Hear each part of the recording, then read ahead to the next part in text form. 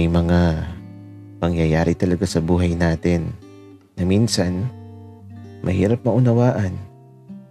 Pero tila ba sadyang nakaguhit na sa mga palad natin ang tadhanang di natin kayang matakasan.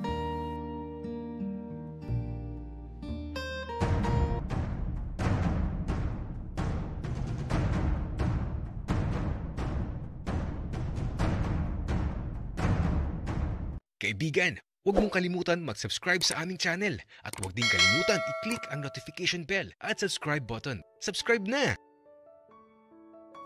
Anak, Isagani, alam mo, ang sabi sa mga kwento, sa dulo daw kasi ng bahaghari ay matatagpuan mo ang napakadaming kayamanan. Pero tatay, saan ba ang dulo ng bahaghari? Parang napakalayo kasi tatay. Anak, hindi ko rin kasi alam kung hanggang saan ang hangganan ng bahaghari. Kasi sabi ng mga matatanda noon, tanging hiwaga lang ang makapaghahatid sa iyo sa dulo ng bahaghari kung saan dapat buo ang paniniwala mo na totoo ang makakamit mong kayamanan pagdating mo sa dulo.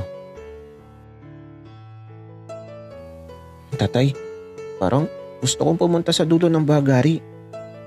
Sa palagay mo, tatay, makakarating kaya ako dun?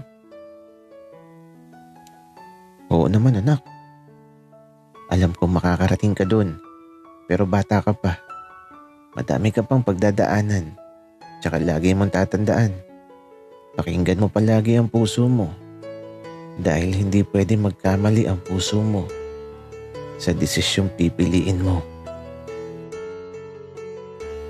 Kaya nga, nagtanan kami ng nanay mo tapos nagpakalayo.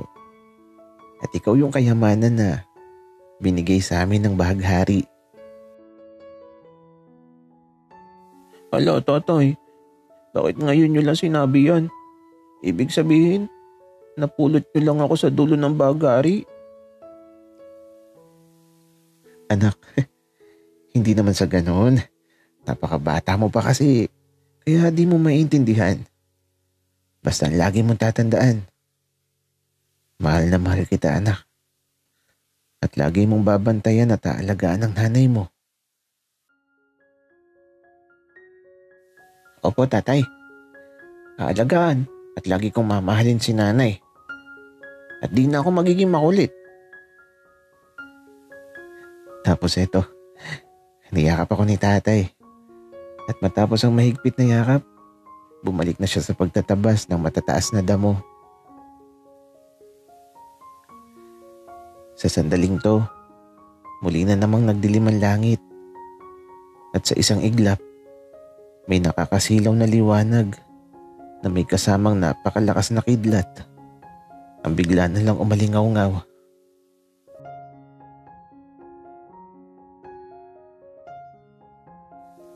Napakapit at napaluha na lang ako sa sobrang takot. At sa pagmulat ko ng mga mata ko, tumakbo ako patungo kay tatay. Subalit bakit ganito? Tatay, gumising ka. Tatay, gising. Tatay.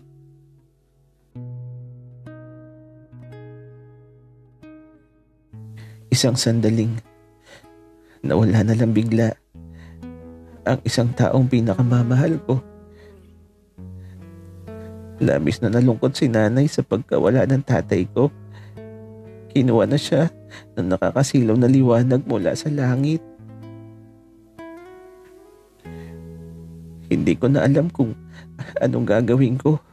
Basta ang bilin ni tatay, hindi ko pwede makalibutan. Alagaan at mahalin ko si nanay. Kaya sa araw nung libing ng tatay ko, umagos na lubusan yung mga luha ko.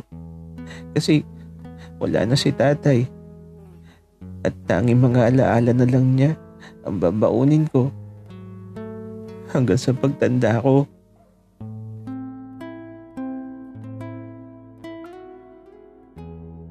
Anak, wala na ang tatay mo. Kakayanin natin ha. Wika ng nanay ko habang nasa harapan kami ng libingan ng tatay ko. Opo, nanay. Ako na po yung bahala sa inyo, pangako po.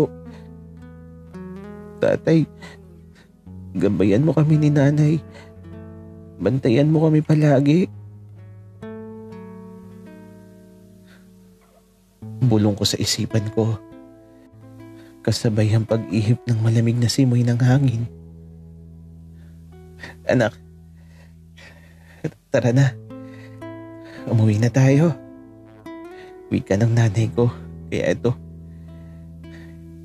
iniwan na namin ang libingan ni tatay. Batid ko ang kalungkutan ni nanay. Lagi siyang umiiyak. At kapag nakikita ko ang pagluha niya, niyayakap ko siya ng mahigpit para iparamdam sa kanya na di siya nag-iisa. Subalit di talaga mawawala ang kalungkutan sa mga pusong nangungulila. Sa tuwing sasapit ang hapon pagkatapos ng klase, pumupunta ako sa libingan ni tatay. Tinatanggalan ko ng mga nalaglag na dahon ng libingan niya. Tapos hihiga ako sa ibabaw at ipipikit ko ang mga mata ko. Tapos, pakiramdam ko, nakayakap si tatay sa akin. Tatay, ilang araw ka nang wala. Namimiss na kita. Lalo na si nanay. Miss na miss ka na. Tsaka alam mo tatay, inaalagaan ko si nanay. Kapag umiyak siya, niyayakap ko po kaagad. Tsaka tatay, hindi na ako makulit ngayon at promise ko sa'yo tatay, ako nang bahala kay nanay. Matulog ka lang dyan tatay. Kayang-kaya ko na po ang lahat. Kaya eto, matapos kong sabihin ng mga salitang yung kay tatay, binuksan ko na yung mga mata ko. Tapos ito nagulat ako kasi naman may batang nakatayo sa tabi ko.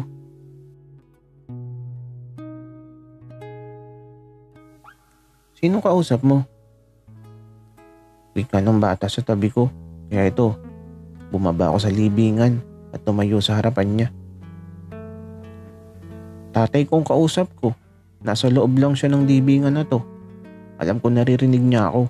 Tsaka sino ka? Saan ka nang galing? Ako si Damian. Narinig ko kasi na may nagsasalita na bata kaya pinuntahan ko. Kausap mo ba lang tatay mo? Ako kasi dinalaw ko lang ang nanay ko. Minsan lang kasi ako umuwi. Ikaw ba? Ano pangalan mo? Isagani ang pangalan ko. Tara maglaro tayo. Sige. Pero saan tayo maglalaro, Isagani? Doon sa bahay namin, Damian. Madami akong laruan. Sige, Isagani. Tara na sa inyo. Kaya eto, isinama ko si Damian sa bahay. Tapos ito, dinala ko siya kung saan ako naglalaro ng mga lata at piraso ng kahoy. Nasaan ang mga laruan mo, Isagani?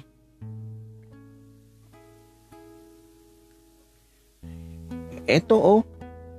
Wika ko kay Damian tapos tinuro ko yung mga lata at piraso ng kahoy. Sige Isagani. Paano ba nilalaro yan?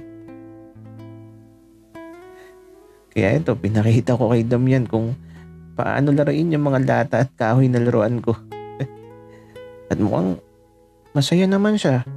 Kaya ito, naglalaro lang kami. Sa dapit hapong sana, huwag muna siyang umalis. Kasi minsan lang ako magkaroon ng kalaro at siya lang yung nakipaglaro sa akin kahit mga lata at piraso lang ng kahoy ang mga laruan ko.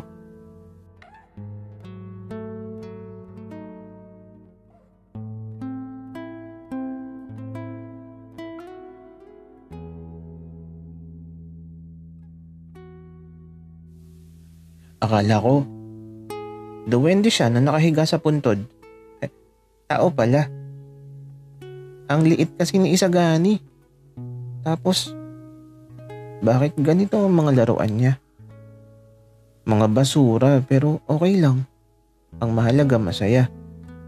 Ilang taon na kaya siya? Ako kasi 8 na. Siguro 3 lang siya o 4. Ang liit kasi.